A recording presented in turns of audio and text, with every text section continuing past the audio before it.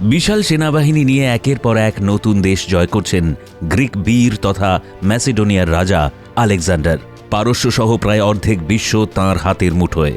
তাঁর ভয়েই প্রায় বিনা যুদ্ধে সিংহাসন ছেড়ে দিচ্ছিলেন একাধিক রাজারা। রাজত্ব দখল করতে করতে পরাক্রমী শক্তি নিয়ে ভারতবর্ষ জয়ের লক্ষ্যে এগোচ্ছিলেন আলেকজান্ডার। কিন্তু ভারতে আক্রমণ চালাতেই স্তম্ভিত হলেন। বীর আলেকজান্ডারের চোখে চোখ রেখে রুখে দাঁড়ালেন এক সাধারণ রাজা। নিজের রাজ্য ও মাতৃভূমি বাঁচাতে চ্যালেঞ্জ করলেন সর্বশক্তি দিয়ে। শেষ অবধি জিতে গেলেও এমন প্রতিরোধ দেখে বাকি ভারতের দিকে আর এগোলেন না ম্যাসিডোনিয়ার রাজা। প্রাচীন ভারতের সেই বীর হলেন পৌরাস, পৌরব রাজ্যের মহারাজা পুরুষোত্তম বা পুরু। কিভাবে তিনি এই প্রতিরোধ গড়ে তুলেছিলেন, যুদ্ধ করার পরেও কেনই বা গ্রিক বীর তাঁর প্রশংসায় পঞ্চমুখ হয়েছিলেন, আসুন আলোচনা করি এই ভিডিওতে। তবে ভিডিওর শেষে আপনাদের জন্য থাকবে রাজা পুরুষোত্তম বা পুরুর মহান কাহিনী সম্পর্কে কিছু প্রশ্ন। কমেন্ট করে জানাতে হবে সেই উত্তরগুলি, তাই মন দিয়ে দেখতে থাকুন এই ভিডিওটি। আর এরকমই গুরুত্বপূর্ণ ও ইন্টারেস্টিং ভিডিও পেতে আমাদের সমৃদ্ধ বাংলা ইউটিউব চ্যানেল সাবস্ক্রাইব করে বেল আইকনে প্রেস করুন।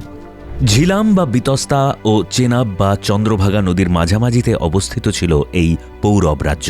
বর্তমানের ভৌগোলিক মানচিত্র অনুযায়ী আধুনিক পাঞ্জাব, পাকিস্তান এবং বিপাশা নদীর অববাহিকার অন্তর্গত ছিল এই রাজ্যের সীমানা।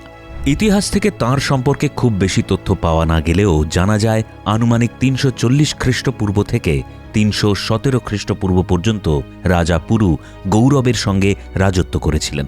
প্রাচীন গ্রন্থ ঋগ্বেদের সপ্তম মণ্ডলে একাধিকবার উল্লেখ আছে প্রাচীন পুরু উপজাতির কথা। পুরুর রাজত্বকালে ভারত আক্রমণ করেন গ্রিক বীর আলেকজান্ডার। তৎকালীন তক্ষশিলার রাজা অম্ভি বিনা যুদ্ধেই পরাজয় স্বীকার করেন। পুরুই প্রথম রাজা ছিলেন যিনি ভারতে আলেকজান্ডারের সাম্রাজ্য বিস্তারের গতিরোধ করেছিলেন। ৩২৬ খ্রিস্টপূর্বাব্দে আলেকজান্ডার তাঁর রাজ্য দখল করতে এলে সৈন্য নিয়ে প্রতিরোধ করেন পুরু। সেখানে আলেকজান্ডারের কাছে ছিল বিশ্বের সেরা সেনাবাহিনী, যারা প্রতিনিয়ত যুদ্ধ করে পারদর্শী হয়ে উঠেছিল। পাশাপাশি সেই সময়কার অত্যাধুনিক অস্ত্রে সজ্জিত ছিল গ্রিক সেনা। তাঁর কাছে সাধারণ কোনো প্রদেশের সেনার টিকে থাকা অসম্ভব ছিল। তবুও বিতস্তার তীরে প্রবল বিক্রমের সঙ্গে করেন হিদাসপিসের যুদ্ধ। জানা যায় আলেকজান্ডারের কাছে প্রায় ৪১,০০০ সেনা ছিল, তার মধ্যে ৫,৫০০ অশ্বারোহী সৈন্য।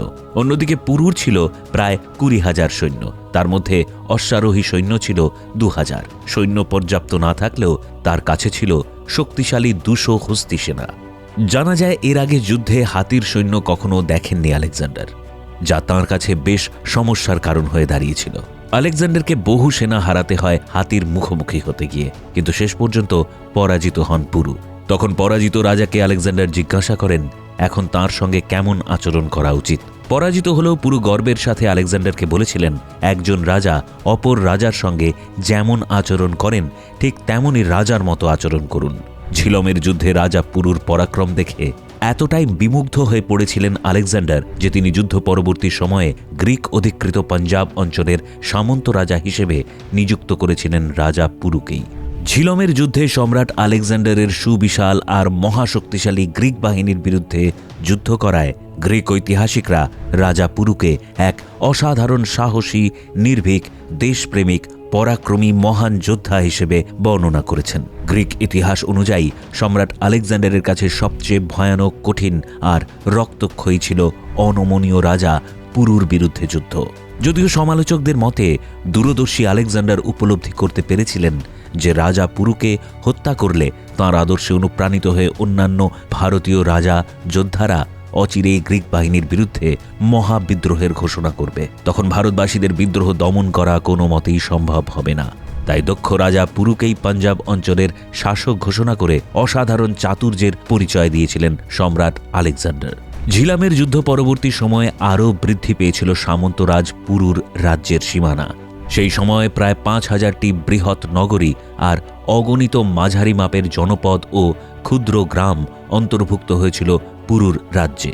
৩১৫ খ্রিস্টপূর্বে পাঞ্জাব অঞ্চলের গ্রিক সেনাপতি ইউডেমাসের ষড়যন্ত্রে গুপ্ত ঘাতকের হাতে নিহত হন মহারাজ পুরু। যদিও তাঁর বীরত্বের কাহিনী স্বর্ণাক্ষরে লেখা হয়েছে ইতিহাসের পাতায়। তো বন্ধুরা, আমরা শুরুতেই বলেছিলাম পুরু সম্পর্কে আমরা কিছু প্রশ্ন করব, যার উত্তর আপনারা কমেন্টে লিখে জানান। এবং এরকমই গুরুত্বপূর্ণ ও ইন্টারেস্টিং ভিডিও পেতে আমাদের সমৃদ্ধ বাংলা ইউটিউব চ্যানেল সাবস্ক্রাইব করে বেল আইকনে প্রেস করুন ও এই মহান ভারতীয় বীর রাজার সম্পর্কে সকলকে জানাতে ভিডিওটি বন্ধুদের সঙ্গে শেয়ার করুন।